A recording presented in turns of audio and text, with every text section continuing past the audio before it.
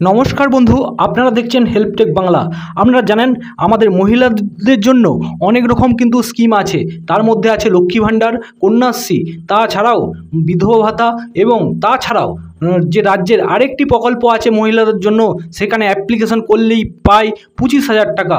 তো বিস্তারিত আলোচনা করব। রাজ্যের এই প্রকল্প মেলে 25,000 টাকা। তো 25,000 টাকা কীভাবে অ্যাপ্লিকেশন করবেন, কারা পাবেন, সমস্তটাই এই ভিডিওতে আলোচনা করতে চলেছি। ভিডিওটি আপনারা শেষ অবধি দেখতে থাকুন। রাজ্যের সাধারণ মানুষ, বিশেষ করে মহিলাদের আর্থিক স্বনির্ভরতার কথা মাথায় রেখে মুখ্যমন্ত্রী মমতা বন্দ্যোপাধ্যায় একের পর এক প্রকল্প চালু করেছে। কন্যাশ্রী থেকে শুরু করে লক্ষ্মীর ভাণ্ডার, শিক্ষাশ্রী সবই চলে আসছে। তবে এই তালিকাতেই রয়েছে এমন একটি বিশেষ প্রকল্প যার কথা অনেকেই জানে না। হ্যাঁ, আমরা বলছি রূপশ্রীর কথা। রূপশ্রী প্রকল্প আসলে এই প্রকল্পটির মাধ্যমে রাজ্য সরকার অর্থনৈতিকভাবে পিছিয়ে পড়া পরিবারের মেয়েদের বিয়ে দেওয়ার সময় এককালীন 25,000 টাকা করে আর্থিক সাহায্য দেয়। অর্থের অভাবে অনেক সময় বিয়ের জন্য চাপ তৈরি করে পরিবার, আর সেই চাপ কমাতে এই প্রকল্পের উদ্যোগ নেওয়া হয়েছে রাজ্য সরকারের পক্ষ থেকে।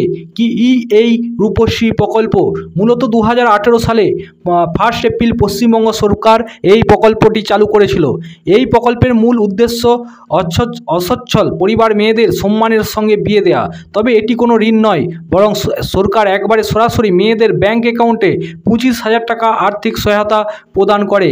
কারা আবেদন করতে পারবেন? এই প্রকল্পের আবেদন করার জন্য অবশ্যই কিছু শর্ত রয়েছে, যেমন আবেদনকারীকে অবিবাহিত হতে হবে এবং প্রথমবার বিয়ে করতে হবে। কন্যার বয়স অবশ্যই, যার বিয়ে 18 থেকে 18 বছর এবং পাত্রের বয়স 21 বছর হতে হবে। পরিবারের বার্ষিক আয় 1.5 লক্ষ টাকার উপরে হওয়া যাবে না।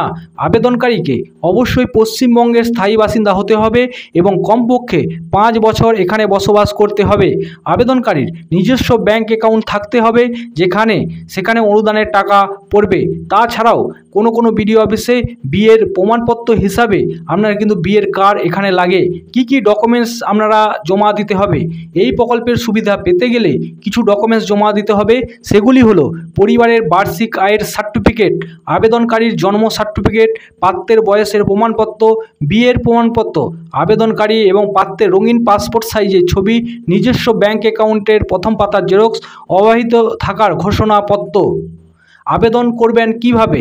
এই প্রকল্পে আপনার এলাকা অনুযায়ী যে কোনো অফিসে গিয়ে আবেদন করতে পারেন। গ্রামীণ এলাকায় হলে ব্লক অফিসে গিয়ে আবেদন করতে হবে।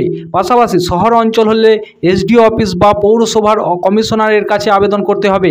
আর বিয়ের 1 থেকে 2 মাস আগে এই প্রকল্পের আবেদন করা যেতে পারে।